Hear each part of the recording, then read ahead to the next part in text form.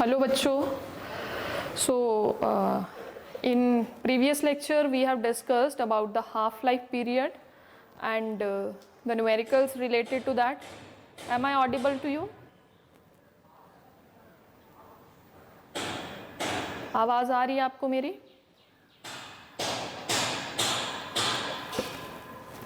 आवाज़ आ रही है आपको मेरी?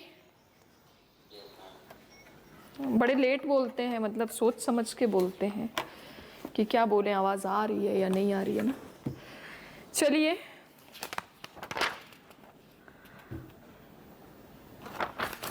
कल हमने हाफ लाइफ पीरियड की बात की थी और उसके न्यूमेरिकल्स की बात की थी।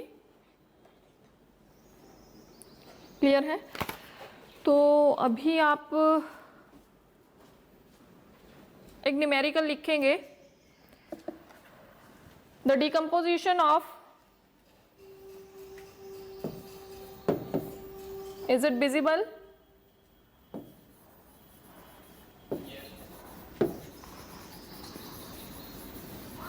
The decomposition of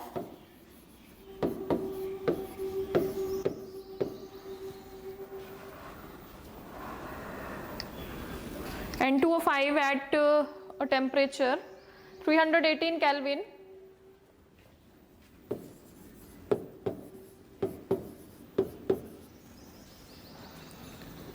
according to the following equation.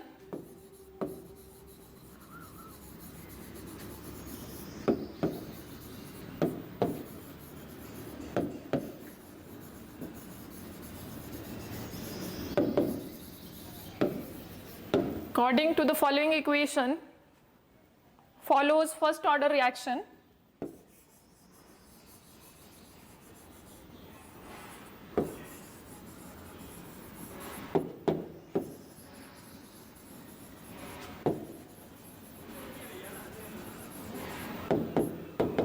It is N2O5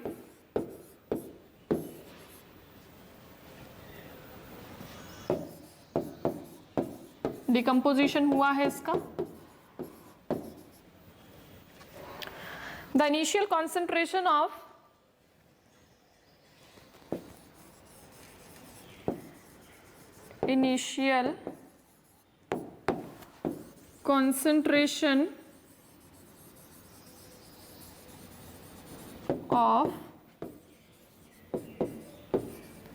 N2O5 is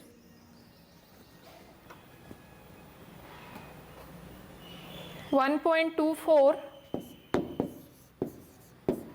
into 10 to power minus 2 mole per liter, and after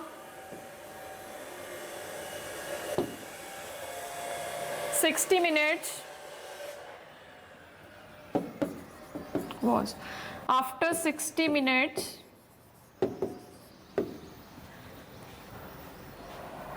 concentration was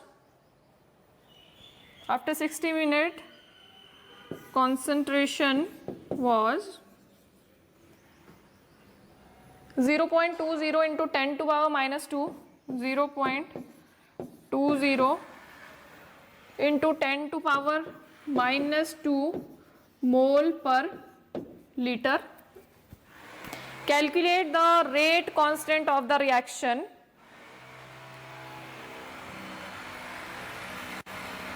Have you written this? ये लिख लिया आपने? Yes. Now the next what you have to calculate? You have to calculate the rate constant. लिखिए, calculate the rate constant of reaction at 318 Kelvin. Calculate rate of reaction at 318 Kelvin. करिए, खुद करेंगे आप लोग, समझ गए? जल्दी से करके बताइए क्या आपके पास इसका आंसर आएगा। ठीक है?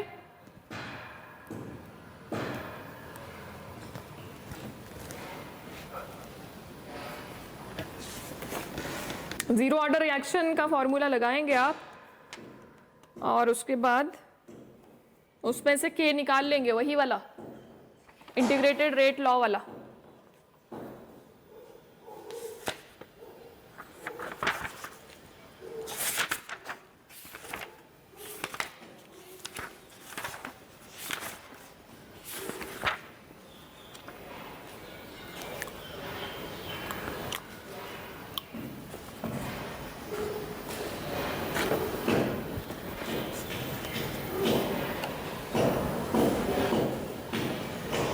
कर लेंगे,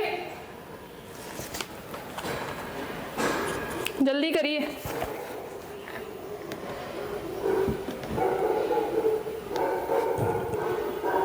and kindly switch on your cameras. Rupali, Tanish Raj, Kshitij, क्या आपकी रिएक्शन स्पॉन्टेनियस नहीं चलती है? नॉन स्पॉन्टेनियस हैं आप लोग कि इनिशिएट करना पड़ता है आपको?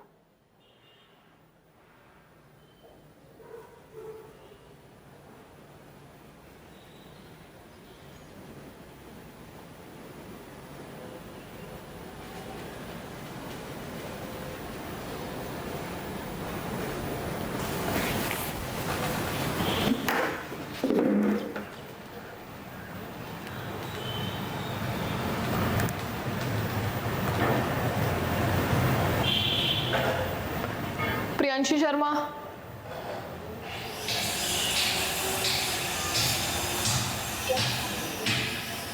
कैमरा बंद है आपका?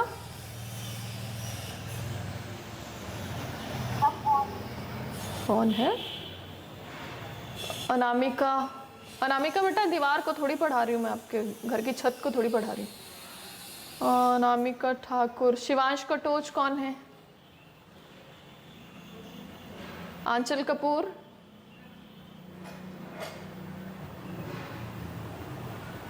आंचल कपूर, शिवांश कटोच, अंजलि कुमारी, और बड़े सारे बच्चे हैं यहाँ पे। प्रियांशी कहाँ है बेटा? आपका कैमरा बंद आ रहा है, देखो ना, आप दिखाई नहीं दे रहे मुझे। चलिए कोई बात नहीं,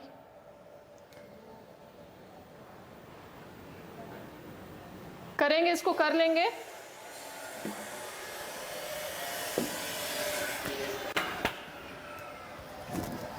One second, wait.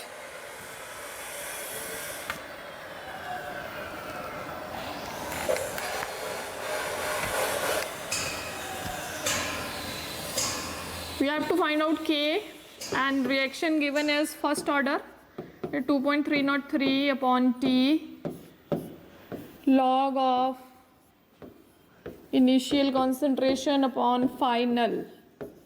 करिए, आंसर बताइए जल्दी बच्चों।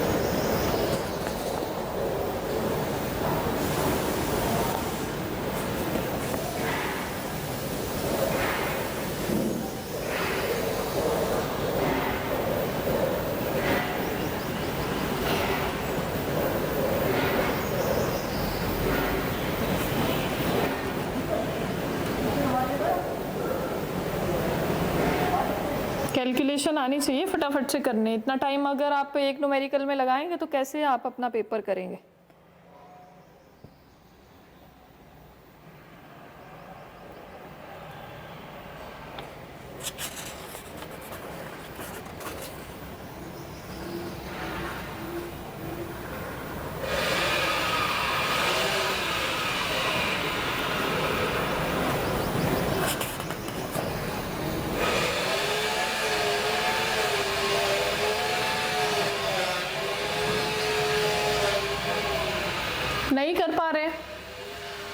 नहीं कर पा रहे हैं तो रहने दीजिए, फिर घर में करिएगा क्लास के बाद। आगे चलेंगे, नेक्स्ट टॉपिक पे आएंगे, that is pseudo chemical reactions.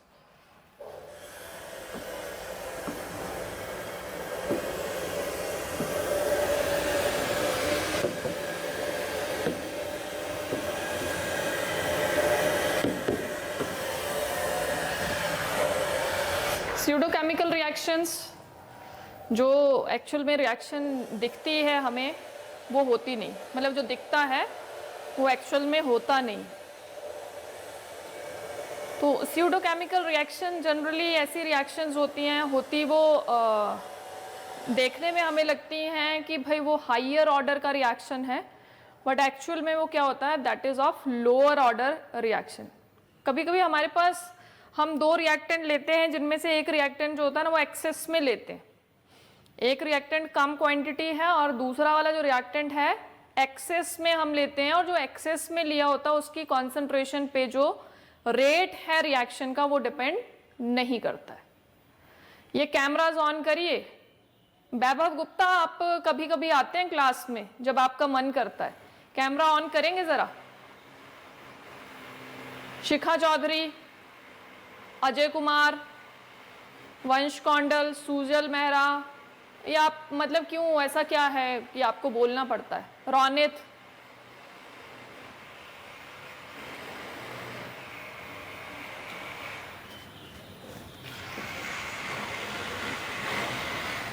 वंश आपका कैमरा ऑन हो रहा है कि नहीं हो रहा है?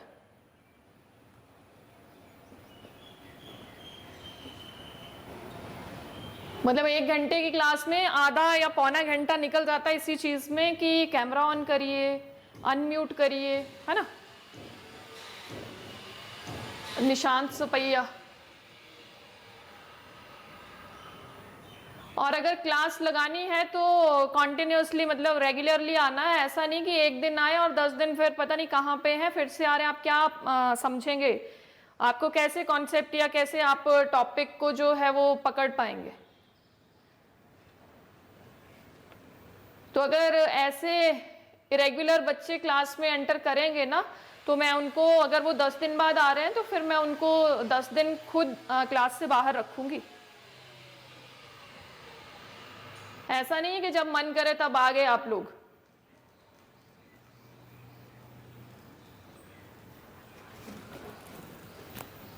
स्यूडोकेमिकल रिएक्शन की हम बात कर रहे थे और हम ये कह रहे हैं कि स्यूडोकेमिकल रिएक्शंस ऐसी रिएक्शन है जिनमें the reaction seems to be of higher order but actually it is of lower order. If we have two reactants and one reactant is in excess, then the rate of reaction is independent of that concentration of the reactant which is in excess. उससे क्या होता है, वो independent होता है.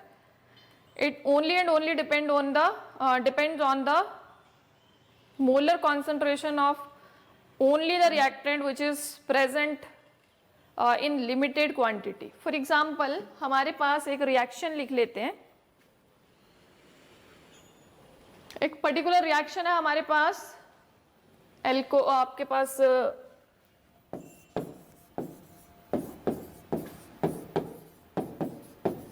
Hydrolysis है asters का। हमें ये यहाँ से क्या मिल जाता है, will get CH3 COH right and C2H5OH, एक अल्कोहल मिलता है और एक एसिड मिलता है। स्टेरिफिकेशन रिएक्शन एस्टर्स होते हैं, ये दीज आर एस्टर्स, ये वाला जो ग्रुप होता है ना, ये this one RCOOR, R dash भी लिख सकते हैं, सेम भी हो सकते हैं, डिफरेंट भी हो सकते हैं आपके पास। तो हमारे पास ये जो एस्टर है इसमें वाटर डाला, हाइड्रोलिसिस आप इसको कहते हैं। हाइड्रोलिसिस में क्या होता है, वाटर टूटेगा, वाटर H पॉजिटिव और OH अलग अलग हो जाएंगे और अलग अलग मॉलिक्यूल के पास चले जाएंगे, मतलब अलग अलग उसमें उसके साथ रिएक्ट हो जाएंगे।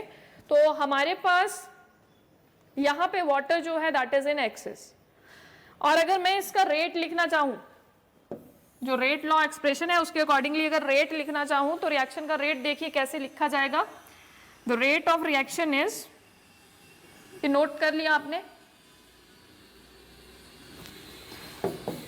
according to rate law expression, rate for this particular reaction is K, molar concentration of the ester which is given to you and water also. अब यहाँ पे कोई 1 2 नहीं लिखा हुआ है, हमने ऑर्डर की बात नहीं कर रहे हैं, हम यहाँ सिर्फ और सिर्फ किसको एक्सप्लेन कर रहे हैं, that is rate of the reaction. अगर मैं देखूं, अगर इसके ऊपर कुछ नहीं लगा है तो मतलब 1 लगा है इसके ऊपर, इट हैज 1. देखने से मुझे लग रही है, और यहां से अगर मैं ऑर्डर निकालूं, अगर मैं ऐसे रेट को लिखूं तो हमारे पास क्या ऑर्डर आएगा रिएक्शन का, that is 2. Order of reaction is what, 2. But in this case जो वाटर है that is in excess and its concentration is to be taken as constant.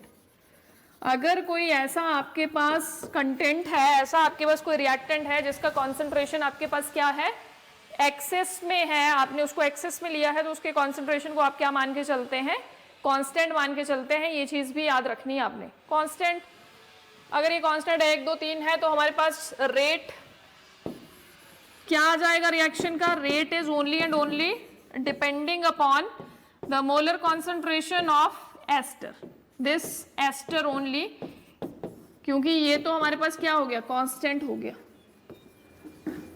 Clear है. तो रिएक्शन देखने से मुझे सेकंड ऑर्डर की लग रही थी, बट एक्चुअल में रिएक्शन कैसी है, it is first order reaction. तो ये इस तरह की जो रिएक्शंस होती हैं उनको क्या बोलते हैं आप, स्यूडो केमिकल रिएक्शंस. पूछता है आपसे, बहुत बार पूछता है कि बताइए pseudo first order chemical reactions क्या होती हैं. तो पर्टिकुलरली आप ये वाला एग्जाम्पल दे दीजिए, या फिर कोई जनरल एग्जाम्पल उठा लीजिए. सपोज हम ऐसा एग्जाम्पल भी उठा सकते हैं कि A + B है हमारे पास जो रिएक्टेंट है, और हमें क्या दे रहा है, P दे रहा है, प्रोडक्ट दे रहा है. Suppose B is in excess. If you want to write the rate law expression for this general reaction, तो हमारे पास ये आना चाहिए था, है ना. But it is given that B is in excess, तो concentration of B becomes constant. और जब ऐसा हो जाता है तो हमारे पास जो रेट है it depends only and only on A. Reaction seems to be of higher order, but actually it is of lower order. Such kind of reactions are known as pseudo-chemical reactions. Is it clear? Yes, ma'am.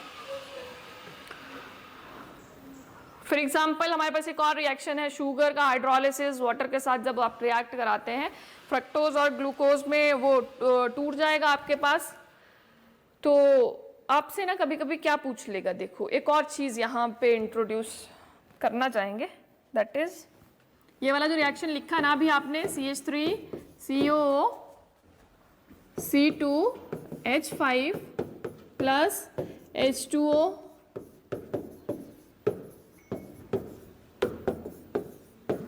Ethyl alcohol बन गया, acetic acid बन गया. अब आपसे ना यहाँ से मान लीजिए रिएक्शन लिख दिया आपको, और आपको बोला कि भाई इसका मॉलिक्यूलरिटी भी बताइए और इसका ऑर्डर भी बताइए. तो ऑर्डर तो हमने डिस्कस कर लिया, अभी ऑर्डर कितना आ रहा है, 1 आ रहा है. आप उसमें क्या रीजन देंगे कि भाई ये वाला जो हाइड्रोलिसिस वाला जो प्रोसेस है, चाहे किसी का भी हाइड्रोलिसिस है, उसमें हम वाटर जो है वो एक्सेस में लेते हैं, और वाटर जब एक्सेस में लिया है तो it's concentration should remains constant. Clear. तो बोलेंगे आपकी ऑर्डर तो 1 है, order of this reaction is 1, but molecularity is what, कितने कितने मॉलिक्यूल, एक मॉलिक्यूल इसका और एक मॉलिक्यूल इसका. टोटल मॉलिक्यूलरिटी कितनी आ रही है, रिएक्टेंट कितने हैं हमारे पास, कितने रिएक्टेंट के मॉलिक्यूल्स हैं, एक आपके पास एस्टर्स का है और एक आपके पास किसका है, वाटर का. तो total number of molecules colliding together in this reaction are how many, 2. तो molecularity 2.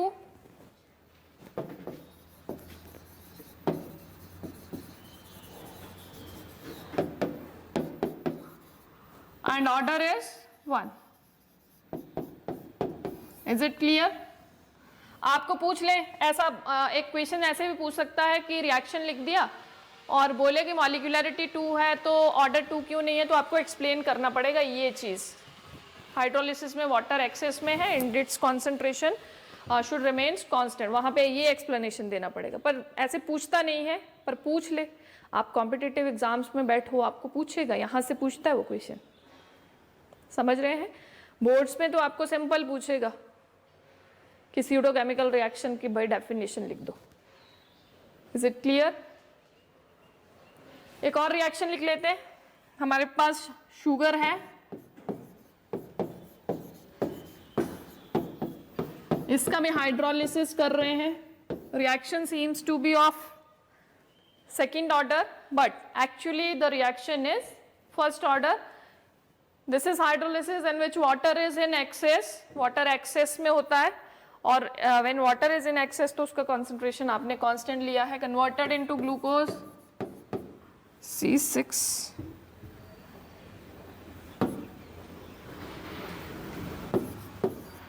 ग्लूकोज बनता और फ्रक्टोज बनता आपके पास इस तरह से.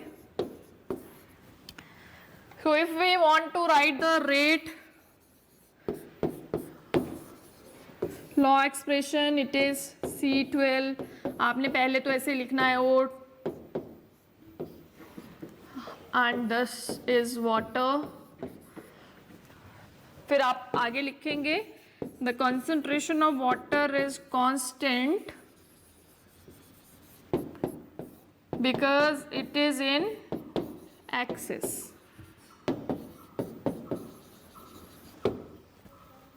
क्लियर है? Is it clear? मॉलिक्यूलरिटी पूछ ले तो कितनी मॉलिक्यूलरिटी है इसकी? Molecularity is 2. हितेश कौन है ये? जरा कैमरा ऑन करें. हितेश,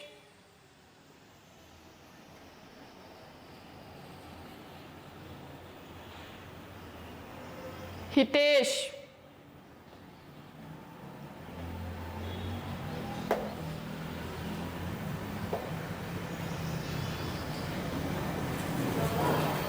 मतलब ऐसे ही बैठे हैं क्लास में न्यूट्रल. चलिए ठीक, बात नहीं है. स्कूल्स भी लग जाएंगे तब भी तो आएंगे स्कूल आप लोग, है ना. तो next one is collision theory.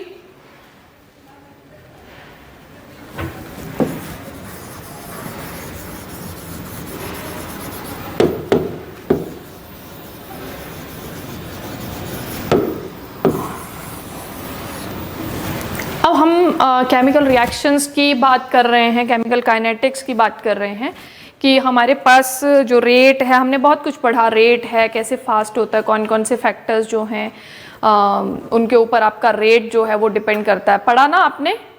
एक बार रिकैप्चुलेट करो ज़रा, मुझे भूल गया है. आप बताएंगे कि कौन कौन से ऐसे फैक्टर्स हैं जिनके ऊपर आपका रेट ऑफ रिएक्शन डिपेंड करता है. स्टार्टिंग में पहला ही एक आपने बोला था, मुझे भी याद आ गया, आपको नहीं याद ना.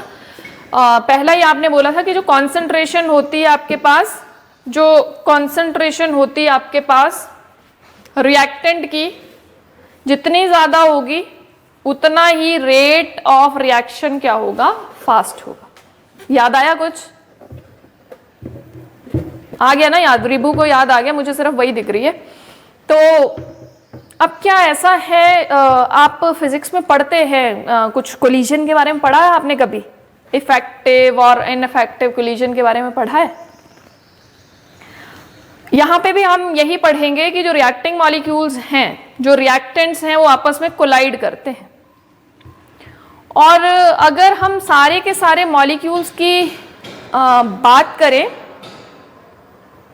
Okay Hitesh, I got your message, no problem. So हमारे पास क्या है, अगर हम सारे के जितने भी मॉलिक्यूल, जितने भी रिएक्टेंट्स हमने लिए हैं, अगर वो सारे के सारे कोलाइड हो जाएं एक दूसरे के साथ, तो रेट जो है वो ऐसा देखा गया 10 to power 25 to 10 to power 28 times. मतलब इतना ज़्यादा आपके पास जो रिएक्शन है वो फास्ट होता है. तब तो जितनी भी रिएक्शन है, अगर सारे के सारे रिएक्टेंट जो हैं आपस में क्या कर जाएं? कोलाइड कर जाएं, उनके मॉलिक्यूल्स आपस में क्या कर जाएं, कोलाइड कर जाएं, तब तो हमारे पास रिएक्शन एकदम से हो जाएंगी, इंस्टेंटेनियस रिएक्शंस होंगी। क्लियर है कि जैसे ही मिक्स किया वैसे रिएक्शन खत्म। बट हमारे पास बहुत सारी ऐसी रिएक्शंस भी हैं जो बहुत ज़्यादा स्लो है, और उस रेट को बढ़ाने के लिए हम बहुत सारी चीज़ें यूज़ करते हैं कि टेम्परेचर प्रोवाइड करो, या फिर कैटलिस्ट डालो, या फिर कुछ और चीज़ वेरी करो, प्रेशर बढ़ाओ, या टेम्परेचर में कोई चेंज करो। तो ऐसे ऐसे वेरिएशंस हम मतलब कंडीशंस अप्लाई करते हैं, और उन कंडीशंस को अप्लाई करके हम रिएक्शन को थोड़ा सा फास्ट कराते हैं कि भाई हमारा इतना ज़्यादा टाइम ना लगे। तो यहाँ से एक चीज़ जो इंफॉर्मेशन हमें मिलती है कि अगर सारे के सारे रिएक्टेंट के जो मॉलिक्यूल्स हैं वो कोलाइड कर जाएं, तब तो सारी की सारी रिएक्शंस क्या हों, बहुत फास्ट हों, एकदम से हो जाएं। बट ऐसा नहीं होता। सारे के सारे जो मॉलिक्यूल्स हैं उनके लिए कुछ सेट ऑफ कंडीशंस हैं कि अगर वो उस सेट ऑफ कंडीशन को फॉलो करेंगे तभी जाके कोलिजन जो है उनके बीच में होगा।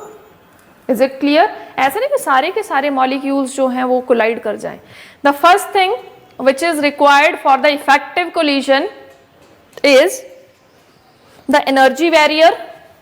ये collision theory में लिखूंगी नहीं, कुछ नहीं, है ना। तो आपको क्लियर हो जाना चाहिए कि जो रिएक्टेंट के मॉलिक्यूल्स हैं वो आपस में कोलाइड करें, और कोलाइड करने के बाद क्या बना दें, प्रोडक्ट बना दें। इसी सबको आप पढ़ेंगे यहाँ कोलिजन थ्योरी में। तो जो कंडीशंस हैं required for the effective collision, the first one is energy barrier and the second one is orientation barrier। ये इंपॉर्टेंट है आपके पास।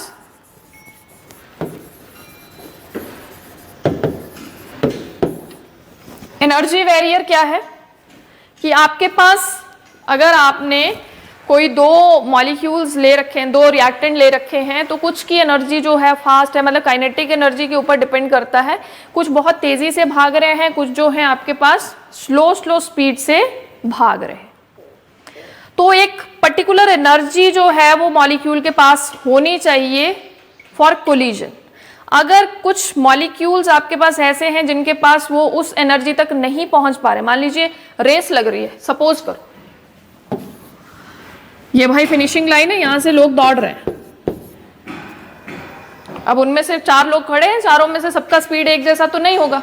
कुछ जो है वो क्या करेंगे, कुछ जो होंगे वो ज्यादा फास्ट दौड़ेंगे, कुछ जो है वो थोड़े स्लो दौड़ेंगे, कुछ और स्लो, कुछ और स्लो, ऐसा हो सकता है। और मान लीजिए सामने यहाँ पे और 4 लोग बैठे हैं, उनको उनके साथ कोलाइड करना था जाके। तो यहाँ पे एक कंडीशन रख दी कि अगर कोई 1 सेकंड में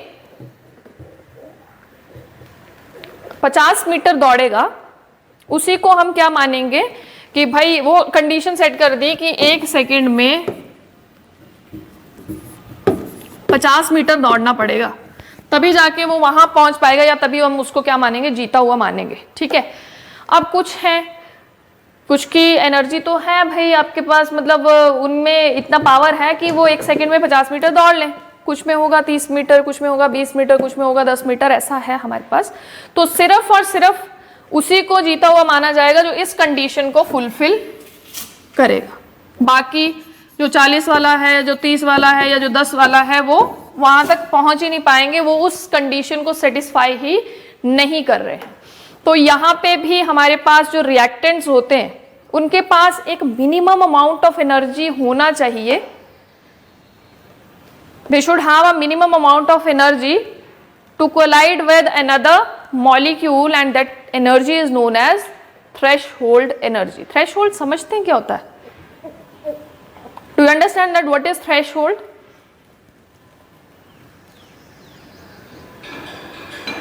कोई बच्चा थ्रेशहोल्ड समझते हैं क्या होता है? बेटा इतने सारे बच्चे बैठे हैं, आप में से कोई भी ये चीज नहीं बता पा रहा है? किसी को नहीं पता थ्रेशहोल्ड क्या होता है? पुराने घर देखे आप लोगों ने, लकड़ी वाले जो होते थे, पुराने घर जो बने होते थे, उनमें जब दरवाजा लगा होता था उसके नीचे ऐसे लकड़ी का वो लगा होता था, बैरियर जैसा लगा होता था, देखा है? That is threshold. ठीक है, कि अगर किसी को कमरे में बंद रखा है तो उसके पास इतना एनर्जी होना चाहिए कि वो उस थ्रेशहोल्ड को क्या कर जाए, क्रॉस कर जाए, तभी वो बाहर निकल पाएगा, अदरवाइज उसके लिए पॉसिबल नहीं है। तो सेम ओवर हियर कि भाई जो आपके पास मॉलिक्यूल्स हैं they should have a minimum amount of energy to get collide and that energy is known as what, threshold energy. If the molecules are having less energy than the threshold energy they will never collide, वो कभी भी collision में participate नहीं करेंगे। Is it clear? तो एक particular amount energy का होना चाहिए जो उस collision के लिए required है, तभी collision possible हो पाता है। और ऐसे molecules जो threshold energy तक नहीं या उनके पास threshold energy के बराबर energy नहीं है, उससे कम energy है, तो what happen? They will not collide together. Is it clear? तो molecule should have a minimum amount of energy to get collide. तो कंडीशन यहाँ पे जो एनर्जी बैरियर है वो क्या करना पड़ेगा, मॉलिक्यूल को क्रॉस करना पड़ेगा, तभी जाके कोलिजन होगा। अब मान लीजिए हम किसी चीज़ की बात करते हैं कि ये जैसे पानी की बात करते हैं, हम काइनेटिक एनर्जी की बात कर लेते हैं, एनर्जी की बात कर लेते हैं। मॉलिक्यूल्स इस तरह से प्रेजेंट है। अब जितने भी मॉलिक्यूल इस मान लीजिए बीकर के अंदर प्रेजेंट होंगे they don't have equal amount of energy. Kinetic energy की ही अगर हम बात करें तो दे डोंट, सारे के सारे मॉलिक्यूल्स के पास जो है एक बराबर एनर्जी नहीं होगी, कुछ की एनर्जी ज़्यादा होगी, कुछ की एनर्जी कम होगी। जिनकी एनर्जी ज़्यादा होगी वो औरों को धक्का मारते हुए क्या करेंगे, यहाँ सरफेस के ऊपर पहुंच जाएंगे, बोलेंगे वाह हम कहाँ हैं, सबसे ऊपर बैठे। ये कौन से मॉलिक्यूल हैं जो सरफेस के ऊपर है, जिनका एनर्जी जो है वो क्या है, ज्यादा है, जिन्होंने औरों को हटाते हुए क्या किया है, सरफेस को ऑक्यूपाई कर लिया है। अब जो अंदर बैठे हैं, जो सबसे नीचे बैठे हैं, इट मीन्स उनका एनर्जी सबसे कम है। Is it clear? तो यहां से मैं आपको ये बताने के लिए मैंने ये बनाया है कि सारे के सारे मॉलिक्यूल्स की एनर्जी बराबर नहीं होती। जिनकी एनर्जी ज्यादा है वो कहाँ बैठे हैं, सरफेस के ऊपर। फिर क्या होगा, इवेपोरेशन, निकल जाएंगे।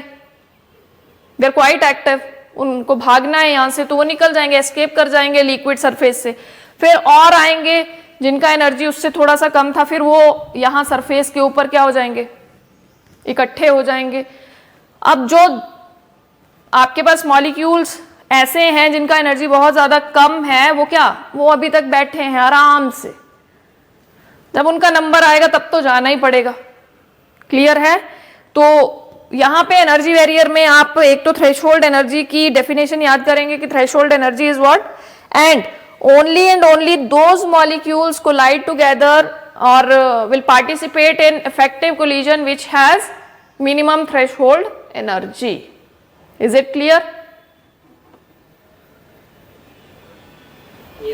अब जो मॉलिक्यूल्स हैं वो सारी डायरेक्शंस में भागते हैं, भाई इधर भी भाग सकते हैं, आप रोक नहीं सकते उनको। आप कैसे कंट्रोल करेंगे, ये तो कोरोना वायरस की तरह लग रहा है ना। तो हर डायरेक्शन में भागते हैं। तो सेकंड जो आपके पास कंडीशन है एक इफेक्टिव कोलिजन के लिए, वो ये है कि आपका इफेक्टिव कोलिजन तभी हो पाएगा जब आपके दो मॉलिक्यूल्स या दो एटम्स जो कोलाइड होने जा रहे हैं उनका एक प्रॉपर ओरिएंटेशन हो। They should have a proper orientation, then and only then you will get an effective collision, और तभी आपको क्या मिलेगा, प्रोडक्ट मिलेगा। Is it clear? Wait for a second.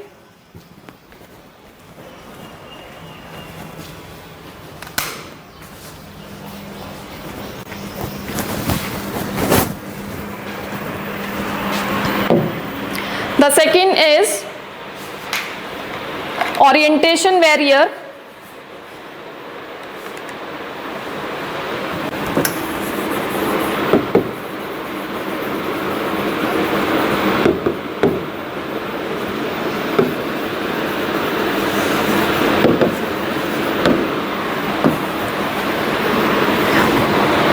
Suppose we have A and B. इसमें ए तरह के बॉन्ड्स हैं, इसमें बी तरह के बॉन्ड्स हैं। अब केमिकल रिएक्शन कब होती है, जब ए के साथ बॉन्ड को तोड़ेगा, बी के साथ बॉन्ड को तोड़ेगा, और फिर जाके दोनों ए और बी आपस में क्या होंगे, कोलाइड। क्लियर? और वो कोलिजन भी ऐसा नहीं कि भाई यहाँ से अगर ये बॉन्ड टूटता है तो सारे के सारे, मान लीजिए यहाँ से 3A अलग अलग हुए या 3B अलग अलग हुए, सारे जाके एक दूसरे के साथ क्या बना ले, बॉन्ड बना ले, ऐसा नहीं होता। एक तो इनके पास उतना एनर्जी होना चाहिए जो हमने पीछे डिस्कस किया कि दे should have the minimum amount of energy, तभी जाके उनके बीच में कोलिजन होगा and that collision is effective collision. Effective collision क्या होता है? जो आपको प्रोडक्ट दे,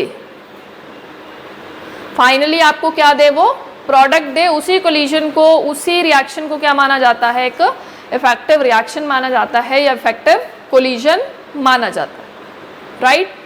दूसरी चीज ओरिएंटेशन की बात कर रहा है।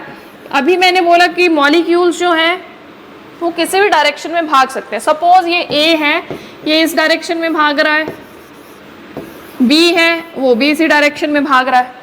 दो चीजें ऐसे दौड़ रही हैं, जैसे आप वो देखते हो रामायण देखते थे ना, उसमें एक तरफ रावण खड़ा है और दूसरी तरफ राम खड़े हैं, एक तरफ से तीर छोड़ा जा रहा है, दूसरी तरफ से भी आ रहा है, फिर दोनों क्या हो रहे हैं, collide. That is effective collision, that is proper orientation. Is it clear?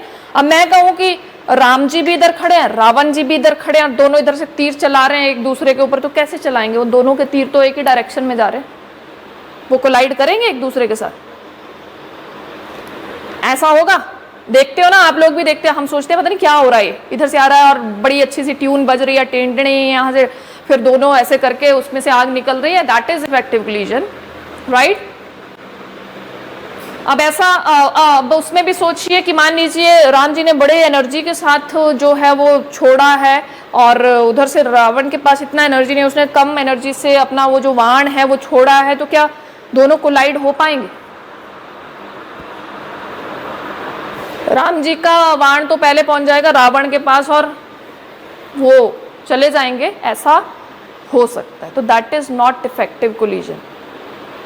उसके पास भी वैसा ही एनर्जी चाहिए, सामने वाले के पास भी ऐसा ही एनर्जी चाहिए इफेक्टिव कोलिजन के लिए। क्लियर है? Is it clear? तो यहाँ पे हम कह रहे हैं कि दो लोग खड़े हैं, दोनों एक ही तरफ को भाग रहे हैं, क्या आपके पास ऐसा कोई पॉसिबिलिटी है कि कहीं मिलेंगे? वो नहीं। तो this is not proper orientation,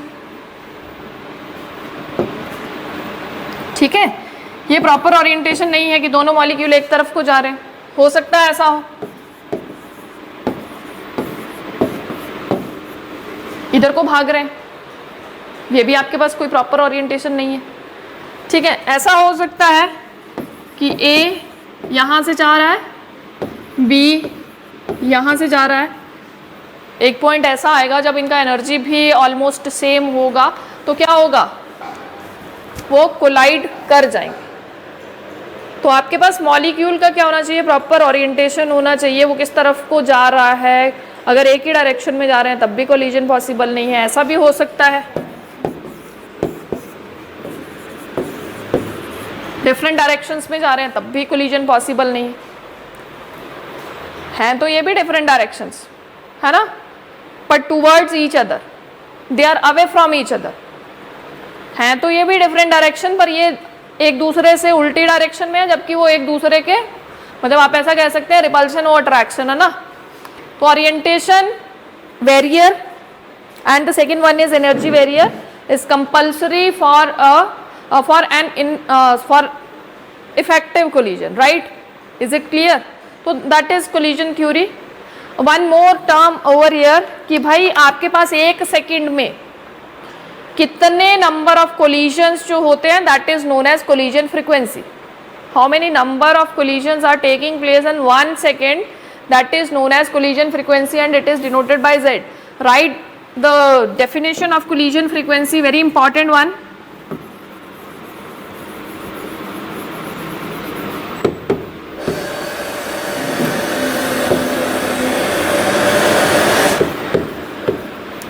Write down, it is the number of collision that takes place per second per unit volume.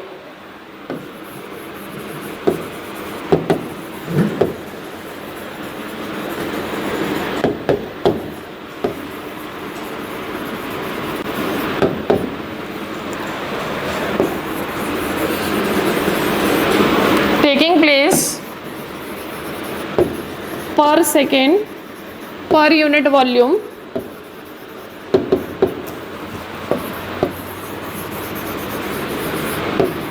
is collision frequency.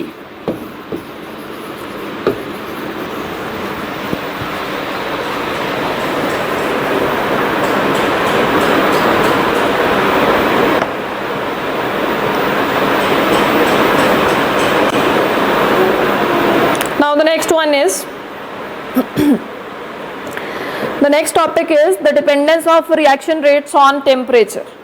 Temperature के ऊपर कैसे डिपेंड करता है, ये हम पहले पढ़ चुके हैं कि जैसे आप टेम्परेचर बढ़ाएंगे आपके मॉलिक्यूल्स का काइनेटिक एनर्जी बढ़ जाएगा, और काइनेटिक एनर्जी अगर बढ़ता है तो कोलिजन के चांसेस भी बढ़ते हैं, कोलिजन फ्रीक्वेंसी भी बढ़ती है। ठीक है, जितने फास्टली आपके पास जो रिएक्टेंट के मॉलिक्यूल्स हैं वो मूव करेंगे उतने ही चांसेस बढ़ेंगे कि उतने फटाफट से वो क्या करें, कोलाइड करें एक दूसरे के साथ, उतना ही फटाफट से उनके बीच में क्या हो, रिएक्शन हो, और वो क्या दें आपको, प्रोडक्ट दें। तो टेम्परेचर आपके रेट ऑफ रिएक्शन को क्या करता है, बढ़ाता है।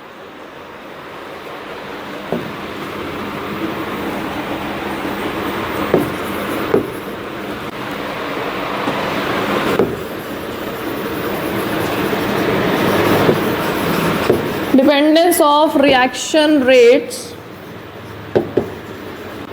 on temperature. As you already know that by increasing the temperature the rate of reaction also increases.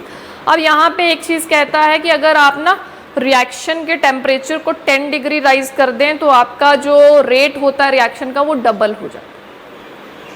मान लीजिए कुछ वैल्यू दे रखी है कि आपके पास 300 केल्विन पे आपने रिएक्शन लगाया है और उसका जो रेट है वो x मोल पर लीटर पर सेकेंड है। सपोज कहता है कि जब ये एक्सपेरिमेंटली देखा गया कि जब इस रिएक्शन के रेट को 10 डिग्री राइज किया गया,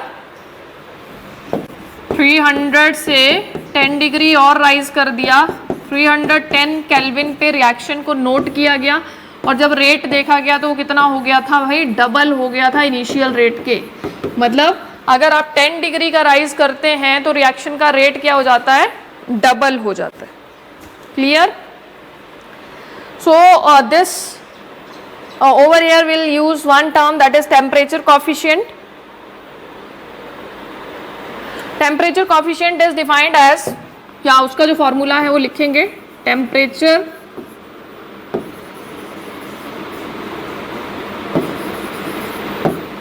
coefficient is equal to the rate constant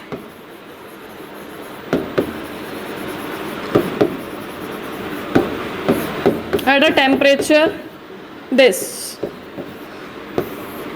जो आपने 10 डिग्री बढ़ाया था उस पे रेट कांस्टेंट कितना है, divided by the rate constant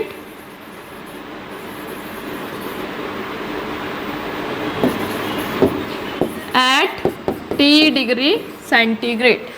जो आपका फाइनल टेम्परेचर है उस पे रेट कांस्टेंट कितना है, divided by the rate constant initial temperature पे कितना है। Is it clear? तो this is what, this is a ratio of rate constants of two reactions at two different temperature. The temperature coefficient is what? It is the ratio of the rate constant, ratio of rate constant at two different temperature. Is it clear? Now the next one is very important, it is Arrhenius equation.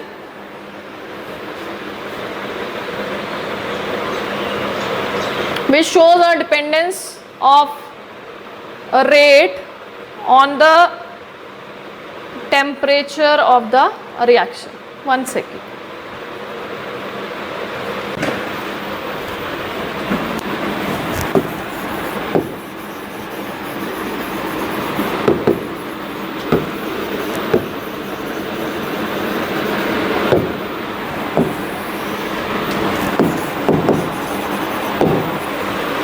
देखिए, Arrhenius proposed a quantitative relationship between rate constant and temperature. It is a quantitative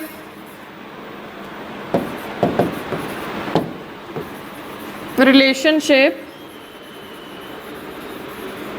between